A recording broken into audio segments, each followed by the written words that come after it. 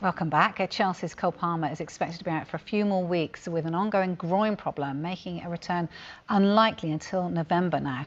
Palmer has missed the last 3 matches against Brighton, Benfica and Liverpool with the problem. Asmir, look, just how big a blow is this for Chelsea? Because he doesn't just bring, what we see on the pitch, does he? What else does he bring to the game? Well, I mean, he's a huge blow, to be missing a player like Cole Palmer, because he's a focal point of a lot of things they do, especially going forward. He's a creator, he scores goals, he takes attention of the other team, which opens up space and time for other players. So he has a huge effect on games. And he's played a lot of football over the last couple of years, and there's been a lot of expectation and a lot of pressure on him to carry this Chelsea side. So it's a huge blow for them. I do feel like this year they're a little bit more capable of handling the loss. I think their squad is better and stronger, so hopefully they can get through the next few weeks as best as possible. It has been an ongoing problem, hasn't it, Calvé? And he didn't have hardly any time as well. We talked about this only last night, about how much time Chelsea have had to kind of repair from the Club World Cup and then hit the ground running for this season. Yeah, I think one of the issues for Cole Palmer has been the fact that he played in the Club World Cup. He was man of the match in the final. He was player of the tournament as well. But since then, he's only played the full 90 minutes of the game once. That was the opening day of the season against Crystal Palace. And he's had that sort of issue with his groin injury. And I think Chelsea have thought he doesn't need surgery. The thing he needs is rest. And I think there was another meeting at Chelsea this week, just for everybody to be updated on the progress of how he was recovering. And from that meeting, I think news has emerged that he's not going to be back until 4 more games he's going to miss. It was originally hoped that he would be back after this international break. But I think it is, a blow for Cole Palmer. Obviously, it's a blow for Chelsea as well, but it leads to more questions about pre-season and what kind of effect playing in the Club World Cup has had on some of these Chelsea players. Having said that, all these Chelsea players, their loads are managed very, very carefully. So it's not a question of Enzo Maresca just playing the same players for every game. They have all the data about how much they've been playing, how much they've been training, and they're very careful to try and manage the minutes that their players play. Well, he's got strength in depth as well there, hasn't he, in terms of that squad that he's got. I'm interested to hear, because he did also say, Maresca's been quoted as saying, I don't think he needs surgery, it's just managing the pain. Talk us through managing the pain and what that actually means for players in terms of what they receive perhaps ahead of a game in the dressing room. What goes on? Well, I mean, a lot of things go on, and I think that's on a day-to-day basis and match day as well. For us as players, with the schedules these days, you mentioned the Club World Cup, it's basically all year round now. So you don't quite get a lot of time to really shut your body down and rest the niggles, the aches, the pains from a long season. So you are managing it all the time. You're doing a lot of preventative things to try and strengthen your body and not get those niggles. But then football is a contact sport as well. So as much as you can manage loads and trying to manage those loading injuries and muscle injuries as best as you can, but there's going to be impact injuries. There's going to be contact. There's going to be wear and tear in your body that you can't calculate or see on a computer. So there is going to be those conversations with a player and seeing how they are feeling, what they're going through. And I think this could be a really interesting situation for Cole Palmer and Chelsea. Maybe looking at the fixtures over the next month or so, might be a period where they think, okay, Cole, we can put you aside, let you rest for the next 5 to 6 weeks. We can get through this without you, and then you're ready to go for the busy, Christmas period. So, and on the other question you had in terms of players, what they do, I mean, yeah, we receive pain-killing injections from time to time if needed to play games. Nobody wants to miss games. Professional players have a lot of pride. They really take their job and their craft seriously. They want to play many games. And, you take an anti-inflammatories, painkillers, anything that can help your body to the point of not creating any further damage. And that's always the risk you have to calculate and speak to the medical team about. Obviously, what are the potential long-term effects if you do get another injury, another setback. So there's many things that go on, loads of conversations every single day.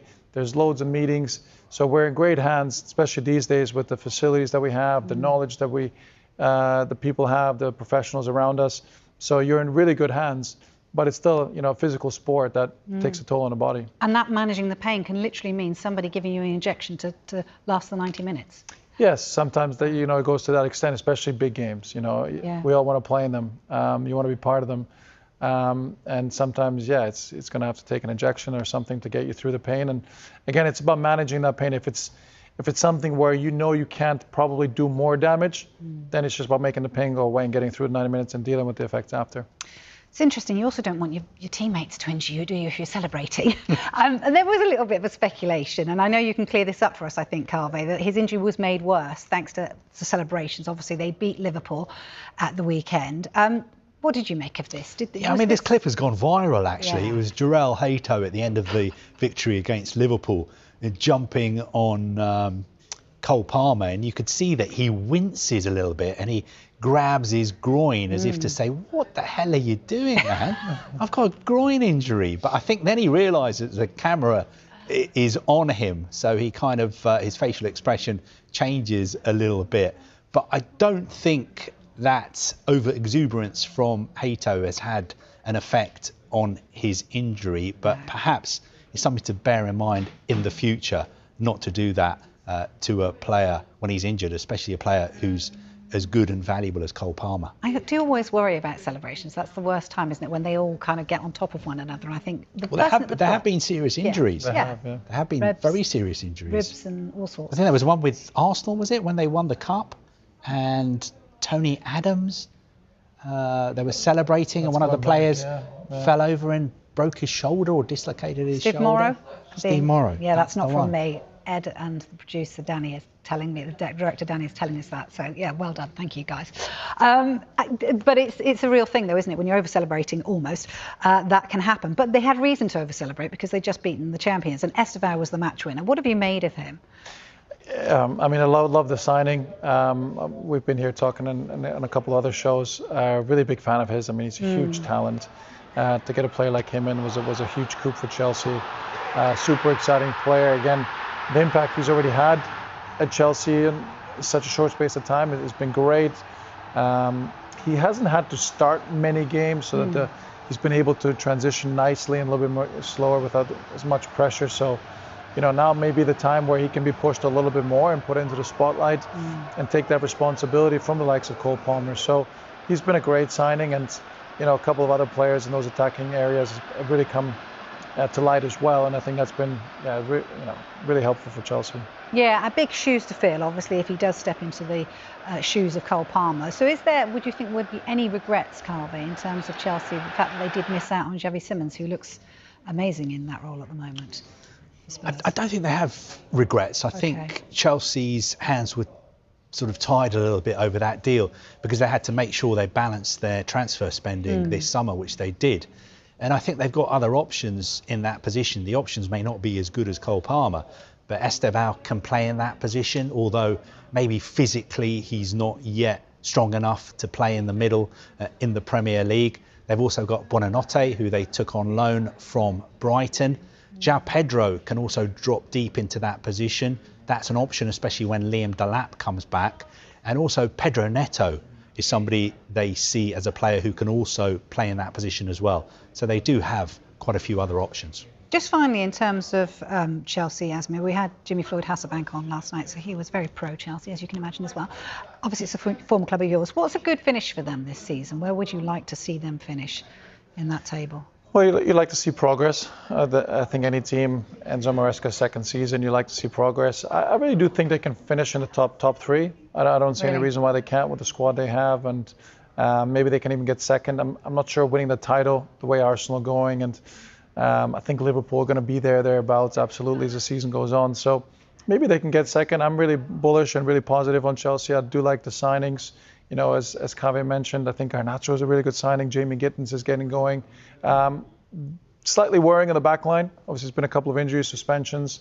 Can they deal with smaller numbers in those areas? That'll be interesting to see. But I think as a squad and the manager and the way they play, I think there's a lot of positive things. What about the goalkeeper? Are you convinced about the goalkeeper? Yeah, I think Robert has progressed.